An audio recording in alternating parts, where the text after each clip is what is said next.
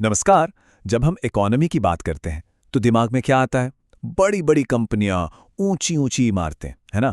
लेकिन क्या आप जानते हैं कि हमारी अर्थव्यवस्था के कुछ सबसे मेहनती पार्टनर इतने छोटे हैं कि हम उन्हें अक्सर देखते भी नहीं? जी हाँ, हम बात कर रहे हैं कीड़ों की।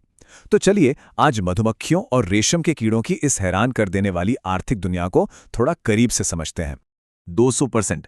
अरे ये बस कोई नंबर नहीं है। ये दिखाता है कि मधुमक्खियां असल में कितनी ताकतवर हैं। सिर्फ एक मधुमक्खी के पॉलिनेशन यानी परागण से कुछ फसलों की पैदावार में इतनी जबरदस्त बढ़ोतरी हो सकती है। सच कहूं तो ये उनके बनाए शहद से भी कहीं ज्यादा कीमती काम है। आज हम दो बहुत ही खास कलाओं को समझने वाले हैं। एक है मधुमक्खी पालन, जिसे एपीकल्चर कहते हैं, और दूसरा है रेशम कीट पालन यानी सेरिकल्चर। हम देखेंगे कि ये नन्हे नन्हे जीव कैसे हमारी अर्थव्यवस्था और हमारे पर्यावरण पर इतना बड़ा असर डालते हैं। इनका सामाजिक और आर्थिक असर तो सोच से भी परे हैं। सोचिए, भारत में ही मधुमक्खी पालन करीब 2.5 लाख किसानों को रोजगार दे रहा है, और इसमें वो किसान भी शामिल हैं जिनके पास अपनी जमीन तक नहीं है। वहीं दूसरी तरफ रेशम उद्योग घर घर में महिलाओं को आत्मनिर्भर बना रहा है। इन दोनों के ही प्रोडक्ट्स विदेश भेजकर हम अच्छी खासी विदेशी मुद्रा भी कमाते हैं। और सबसे अच्छी बात, इसमें जमीन भी कम लगती है और लागत भी कम, पर मुनाफा बढ़िया होता है। तो चलिए जरा जूम इन करते हैं और मधुमक्खी के छत्ते के अंदर की दुनिया में चलते हैं। ये सिर्फ एक घर नहीं है, इसे सुपर ऑर्गेनिज्म कहा जाता है। मतलब एक ऐसा समाज जो एक होकर एक शरीर की तरह काम करता है, वो भी एकदम परफेक्ट तरीके से। और इस समाज की नींव है इसका कास्ट सिस्टम। मतलब हर किसी का रोल एकदम फिक्स है। पूरे छत्ते में एक ही रानी होती है जिसका काम है सिर्फ अंडे देना। फिर होते हैं कुछ नर, ड्रोन और हजारों की तादाद में मादा वर्कर मधुमक्खियां जो छत्ते का सारा काम संभालती हैं। अब ये सिस्टम देखिए कितना गजब का है। एक अकेली रानी मक्खी जो 4 से 5 साल तक जी सकती है, वो एक दिन में 2000 तक अंडे दे देती है। दूसरी तरफ हैं वर्कर मधुमक्खियां। इनकी जिंदगी भले ही 20 से 40 दिन की हो, पर एक छट्टे में इनकी गिनती 1 लाख से भी ज्यादा हो सकती है। और ड्रोन, उनका तो बस एक ही काम है, नई रानी के साथ संगम करना। मतलब ये एक ऐसा समाज है जहां हर कोई एक दूसरे के बिना अधूरा है। और एक वर्कर बी की तो पूरी करियर जर्नी ही कमाल की है। पैदा होने के पहले 3 दिन वो छत्ते की साफ सफाई करती है, फिर अगले कुछ दिन नर्स बनकर छोटे छोटे लार्वा को खाना खिलाती है। उसके बाद वो रॉयल जेली बनाती है, फिर मोम बनाकर छत्ते को बड़ा करती है, और आखिर में जब वो 21 दिन की हो जाती है तब वो बनती है एक फॉरेजर जो बाहर जाकर अमृत और पराग इकट्ठा करती है। कमाल है, उम्र के साथ काम बदलता जाता है।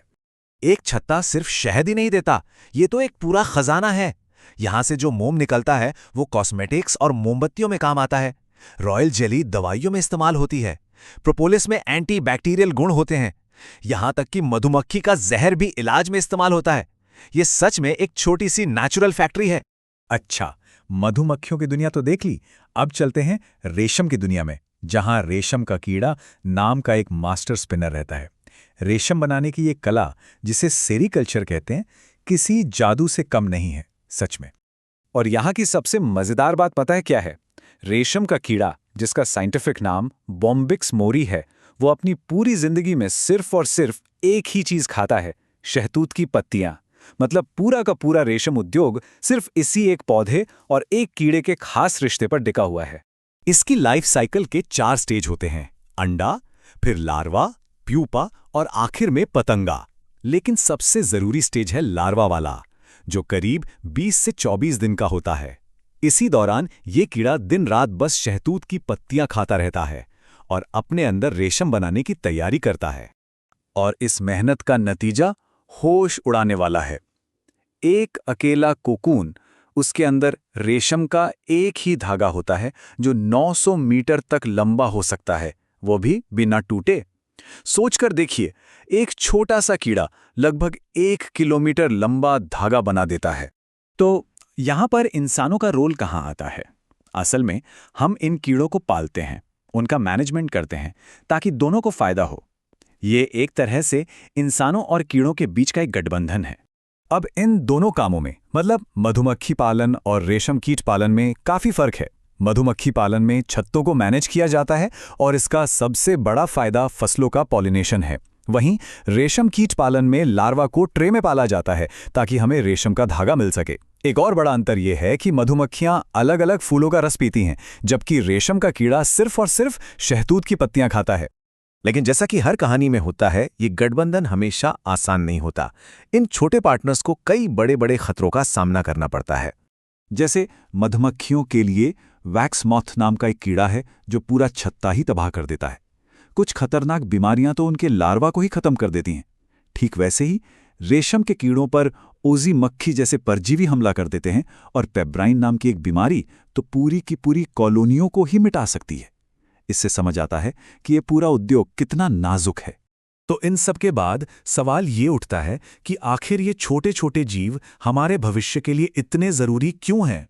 देखिए, बड़ी तस्वीर ये है कि ये छोटे जीव हमारे गांव के लिए रोजगार की लाइफलाइन हैं।